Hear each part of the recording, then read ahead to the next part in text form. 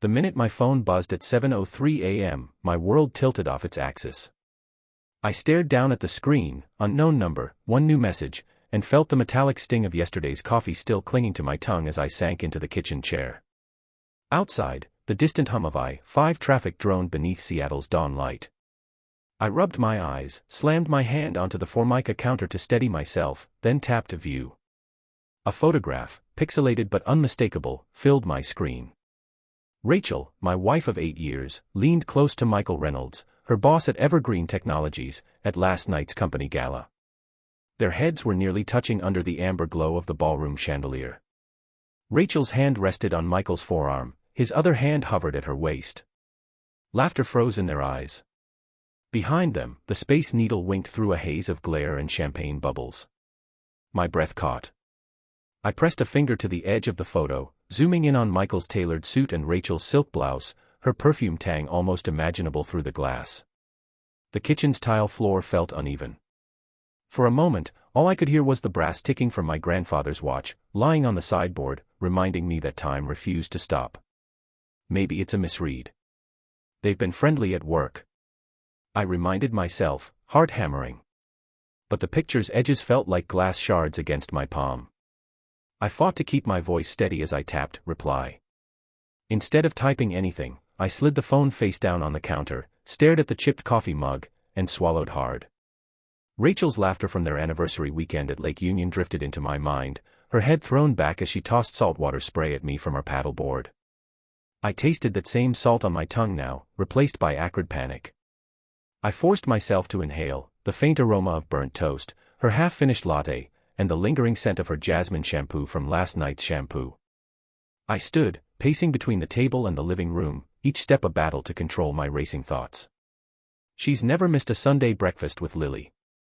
Why would she lie? My hand trembled as I lifted the brass watch from the sideboard, its cool weight grounding me. I glanced at its face, 7:05 a.m. 2 minutes had passed since the photo arrived, yet it felt like hours. I sank back into the chair, stomach knotting. Obligation warred with disbelief, confront her now and risk a scene. Or wait until I have proof. The kitchen light flickered, perhaps a power surge, perhaps my pulse throbbing in my ears. The humming traffic outside grew louder, as if mocking my paralysis. My phone buzzed again. This time, no new message, just a lingering silence that pressed in. I exhaled, tasting stale coffee and anxiety. My thumb hovered over Rachel's contact. Rachel, are you okay? But guilt knotted my fingers. She deserved explanation, yes, but not before I knew what exactly I'd seen. The brass watch ticked on the sideboard, each second a testament to life moving forward, yet I felt stuck in place. My heart pounded as I slid my phone into my pocket, forcing myself to sip the cold coffee. With each metallic swallow, I reminded myself, breathe. Stay calm. Because once I asked her about this, there would be no turning back. The brass watch on my wrist ticked steadily as I sank onto the worn leather couch, its weight both comforting and oppressive. I closed my eyes and let my mind drift back to the day Rachel and I signed the lease for our Capitol Hill townhouse. It was a crisp September morning in 2016, and the aroma of roasted espresso beans from the cafe downstairs mingled with the scent of freshly painted walls. We'd laughed over takeout breakfast burritos, imagining our future, a nursery for our daughter, Lily, a wood-plank coffee table where we'd share late-night conversations. I remembered how Rachel had squeezed my hand, her eyes shining with excitement, and whispered, "We're building a home." Those early months had been almost idyllic. Date nights at Pike Place Market, sharing a cone of Pike Place Creamery ice cream, and spontaneous weekend drives to Whidbey Island, where Rachel insisted on stopping at that tiny bakery in Langley for cinnamon rolls. I'd watch her smile as she took a bite, frosting smudged at the corner of her mouth, and think how lucky I was. Evenings were spent assembling IKEA furniture, debating paint swatches, and marveling at how simple chores felt significant when done together. I cherished those moments, believing they were the foundation of forever. When Lily arrived 2 years later, our world shifted again. I'll never forget the first time I held her in the hospital nursery, her tiny fist curling around my finger as Rachel cried tears of joy beside me. From the very beginning, Rachel poured herself into motherhood. She'd read "Good Night Moon" in Lily's voice during bedtime, and we'd turn off all the lights except the night light shaped like a whale. Those bedtime rituals felt sacred: Lily's soft breathing, Rachel's gentle lullaby, and the ticking of my grandfather's brass watch on the dresser marking each peaceful minute. But as Lily grew, Rachel returned to work at Evergreen Technologies, climbing the corporate ladder. At first, I welcomed it. Her salary helped cover preschool tuition and our renovated kitchen. I celebrated her promotion to project lead in late 2020. We popped champagne on our balcony overlooking Lake Union, the city lights reflected in her teary eyes. She'd called me my rock in front of her co-workers. I beamed. Her success was my success. Gradually, though, subtle shifts emerged. I recall a Tuesday in January. I found a dinner receipt for two at the Pink Door, $1.86 for linguine and wine, dated December 14th. Rachel texted me afterward, saying it was a client meeting. I'd looked at that receipt and felt a twinge of unease, since we'd cancelled our planned night out due to my unexpected work trip, but I brushed it off when she laughed, promising to make it up to me with homemade lasagna. Then there were the phone calls. I'd be grading project proposals at my desk in the study when I'd overhear her voice in the hallway, whispering urgently, "Michael, I need your advice on the presentation." But the tone was not her professional tone, it was hushed, intimate. She'd slip back to our bedroom at 2 a.m., alarmingly late, with mascara smudged under her eyes. When I'd asked her why she'd stayed so late at the office, she'd said, "We had a big client demo prep. You know how it is." I nodded, half believing, though a knot tightened in my chest. One evening, I stumbled upon Michael's business card tucked into Rachel's purse. Michael Reynolds, Regional Director, Evergreen Technologies. I confronted her quietly over dinner at home. Her explanation flowed smoothly. He gave it to me after I pitched that new app feature. Just networking. I wanted to believe her, so I did. I remembered her lips forming networking, as if rehearsed. That day, the brass watch felt unusually heavy on my wrist, like a reminder that something was off. A month later, I noticed a series of charges to the Aria Hotel in downtown Seattle, 3 separate nights in February, each labeled simply staff retreat. Yet Rachel's work calendar showed no retreats that week. When I pointed out the discrepancy over coffee in our kitchen, Rachel's brow furrowed. I covered for a coworker, she insisted. We needed extra rooms for the developer team. I accepted her words, swallowed my doubt, and changed the subject, feeling guilty for even asking. Then came Carla's comment. She was one of Rachel's co-workers who stopped by our house for Lily's birthday party. Carla said with a conspiratorial smile, "Michael really takes care of Rachel. They collaborate so well on that Pacific Northwest expansion project." At the time, I felt pride that Rachel was respected. Only now did I recognize the underlying tension in Carla's tone, admiration mingled with something else. I opened my eyes and returned to the present. The brass watch gleams under the ceiling light, its second-hand marking time without mercy. I slide my phone from my pocket, open the banking app, and scroll through logos: executive dinner, charges at Canlis, valet parking, fees near Pioneer Square, executive coaching, invoices I've saved in a folder labeled suspicious expenses. Each entry whispers questions. Why would she spend $312 at Canlis on a weeknight? Why are there multiple executive coaching sessions billed at 2 a.m.? I run a hand through my hair, thinking of the night she admitted lingering at the office because Michael needed brainstorming support.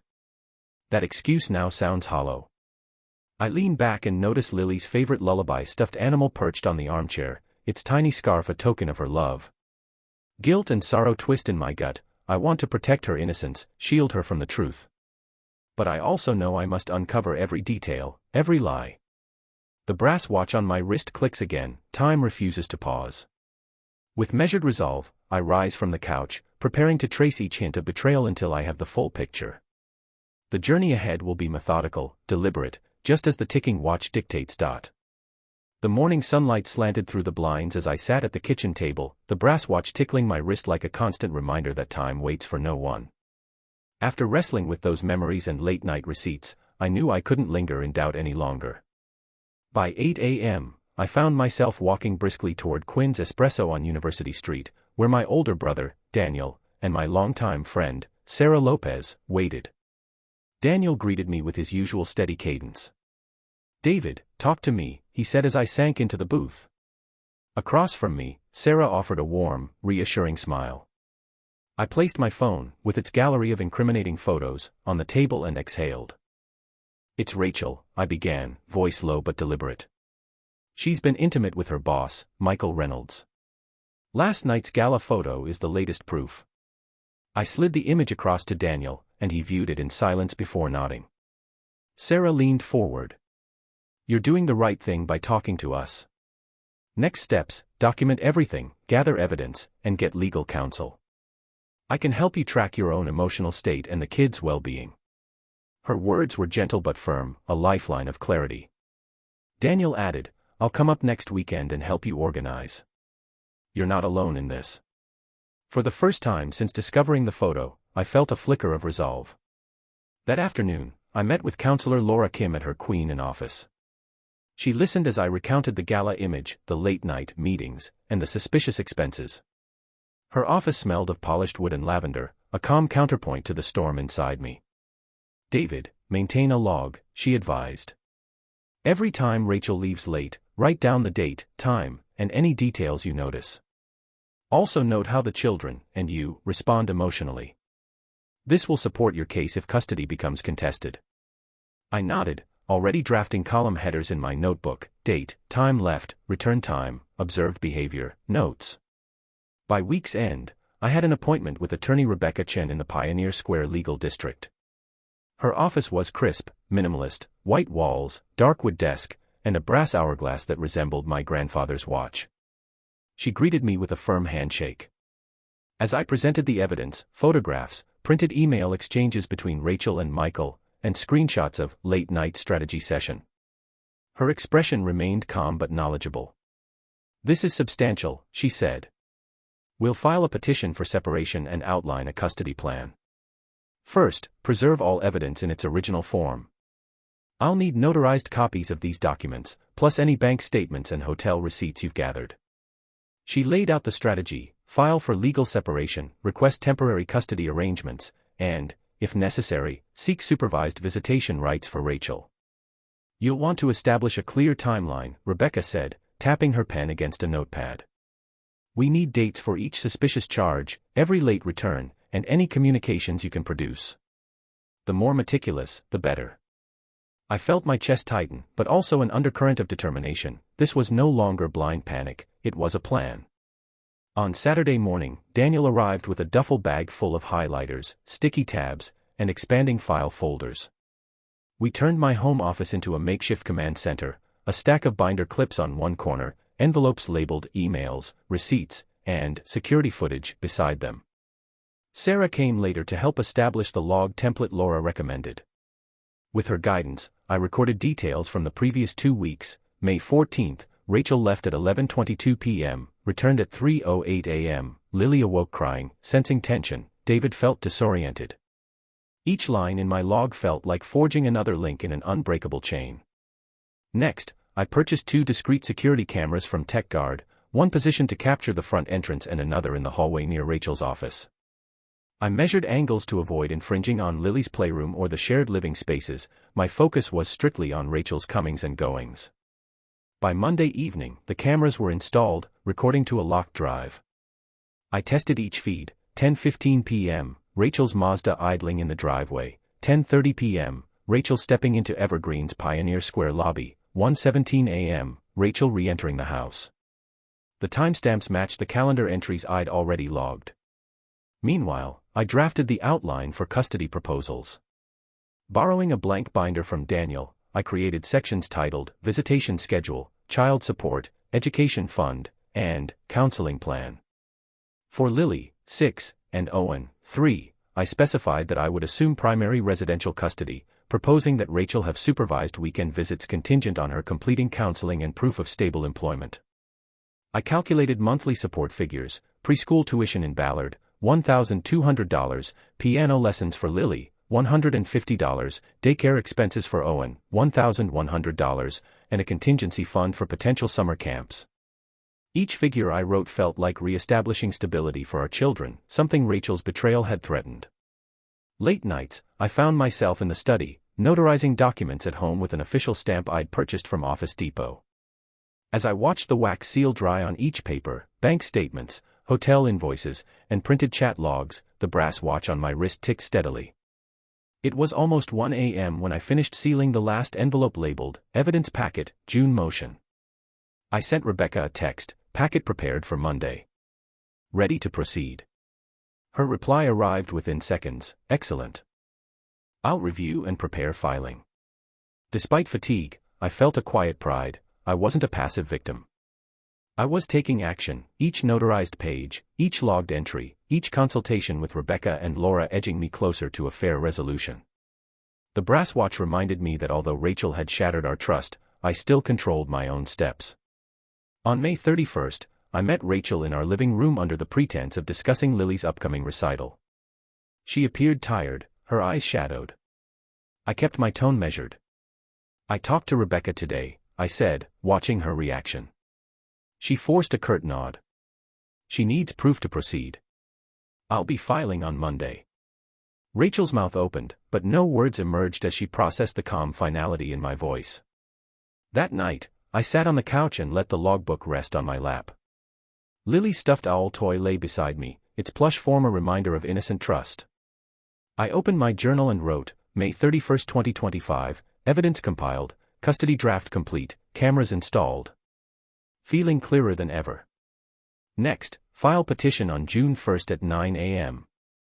I closed the notebook, the brass watch reflecting lamplight, and realized that although the path ahead would be arduous, I would walk it purposefully, each tick marking another step toward justice and a new beginning. The autumn sunlight slanted through Rebecca's office window as I sat opposite Rachel, the brass watch on my wrist feeling heavier than ever. Rebecca stood behind her desk, arms folded, her calm demeanor a stark contrast to the tumult inside me. I placed a folder labeled, Evidence Packet, June Motion, between us and took a steadying breath. Rachel, I began, voice measured, this folder contains everything, emails, invoices, security footage timestamps. I want you to see it all. I opened to the first page, an email dated April 28 at 11:03 p.m. from you to Michael Reynolds, let's finalize tonight's proposal. Below it, his reply, see you at my office in 15. You lifted your chin, eyes defiant. Rebecca clicked her pen, prompting me to continue. These are the security stills from May 3, I said, sliding 2 photographs forward. In the first, your silhouette at 11:27 p.m. emerges from our front door. In the second, at 11:45 p.m., you step into Michael's black SUV in the Pioneer Square garage. I watched you study the images, your face paling. Rebecca cleared her throat. Rachel, do you have anything to say? You swallowed hard, glancing at the framed wedding photo Rebecca kept on her credenza, our faces frozen in happiness under the Kerry Park sunset. The photo's golden frame gleamed, a reminder of vows now broken. I didn't mean for it to go this far, you whispered, voice wavering. I flipped to the next page, a champagne receipt for 2 at Canlis, dated May 10 at 10:12 p.m., charged to Michael's corporate card. This dinner was billed as a celebration of your promotion, I said, leaning forward. Yet you were in accounting, not management, until the promotion announcement. Your eyes flickered to the wedding photo, then away. Silence stretched, broken only by the ticking of my brass watch, its second hand marking each moment of truth. I pressed on. I have bank statements showing a $312 charge under executive dining. I have voicemail transcripts of your late-night calls with Michael discussing team-building ideas. Craig from accounting confirmed there was no formal team event that night. Each statement landed like a nail driven home. Rachel's shoulders slumped. She looked down, twisting her hands in her lap. I'm sorry, she murmured, tears brimming. I held up a framed key, the spare key to our Capitol Hill townhouse, lifting it for both of you to see. This key opened our home, I said quietly. Now I keep it here with Rebecca. I set it next to the wedding photo, symbolic of my reclaiming control. Trust isn't given, it's earned. You use trust to climb a ladder, not to build a family. Your sob rose, raw and regretful. Rebecca closed the evidence folder and offered you a tissue. I need you to understand the consequences, Rebecca said softly. David will be filing tomorrow. We'll proceed with custody and support arrangements. I exhaled, feeling a weight lift. Standing, I met your eyes, steady, resolved. Goodbye, Rachel. As I walked out into the crisp Seattle air, the brass watch ticked against my wrist, each click affirming that the turning point had arrived. The door closed behind me, and with each step toward our Capitol Hill neighborhood, I felt the first real breaths of freedom since the betrayal's sharp sting. 2 weeks later, I sat in the King County Superior Court as Judge Nguyen signed the final divorce decree. The courtroom smelled faintly of polished wood and old paper. Rachel relinquished our Capitol Hill townhouse and agreed to supervised weekend visits for Lily, 6, and Owen, 3, contingent on completing counseling. I retained primary custody. Evergreen Technologies would pay monthly child support, covering daycare in Ballard, Lily's piano lessons at Lake Union Music Academy, and Owen's preschool tuition. Each decree clause felt like a brick laid in rebuilding our children's world. That evening, I returned to our empty living room and removed the last of Rachel's belongings, her coffee mug from Pike Place Market and the framed photo of us at Whidbey Island. I tucked them into a cardboard box labeled "Donations" and placed it in the garage. I hung a new photo above the mantel, Lily and Owen's 6th birthday party at Gasworks Park, their faces lit with laughter as bubbles floated around them. The brass watch on my wrist felt lighter, its steady tick marking a new chapter. Over the next month, I re-established routines for our family. Mornings now began with breakfast at home, scrambled eggs and oatmeal, rather than rushed lunches on the way to daycare. At 8 a.m. sharp, I dropped Owen at his preschool on 14th Avenue Northwest while Lily waved goodbye from her booster seat, excited for her first grade class. Weekends became woodworking projects in my Fremont garage, carving a cedar frame for Lily's latest painting or crafting a small rocking horse for Owen. Each shaving of wood felt like a meditation, the rasp of the saw echoing with purpose. I reconnected with old friends. Daniel visited for Father's Day weekend, and we fished on Lake Washington before watching fireworks over Husky Stadium. Sarah invited me to a support group at St. John's Episcopal Church in Capitol Hill, other spouses who'd navigated betrayal and custody battles. Sharing my journey and hearing theirs reminded me I wasn't alone. One evening, after tucking the kids into bed, I opened my laptop and drafted my first blog post for From Betrayal to Balance. I wrote about gathering evidence, maintaining calm under pressure, and prioritizing my children's stability. By midnight, I hit publish, bracing for responses. Within hours, emails arrived from readers across Washington and Oregon. "Your method gave me hope, thank you for showing me the way." I drafted outlines for future posts, rebuilding trust in yourself, setting boundaries with an X, and finding solace in silence. As August approached, I enrolled Lily and Owen in therapy sessions with Dr. Roberts, a child psychologist near Pike Place. Their resilience amazed me. Lily painted rainbows of forgiveness, and Owen insisted on holding my hand tightly whenever he saw a brass watch. I realized they, too, understood that healing unfolds one tick at a time. One Sunday afternoon, I strolled through Volunteer Park with my grandfather's brass watch on my wrist. Lily skipped ahead, collecting wildflowers, while Owen chased pigeons. I paused by the conservatory, noticing how the sunlight refracted through the glass panes, much like how my life, once fractured, now caught light from a new angle. I inhaled the scent of eucalyptus and pine, silent gratitude swelling in my chest. The watch ticked on my wrist, each click a reminder that though the past still echoed, each measured beat led me closer to inner peace and a future built on resilience.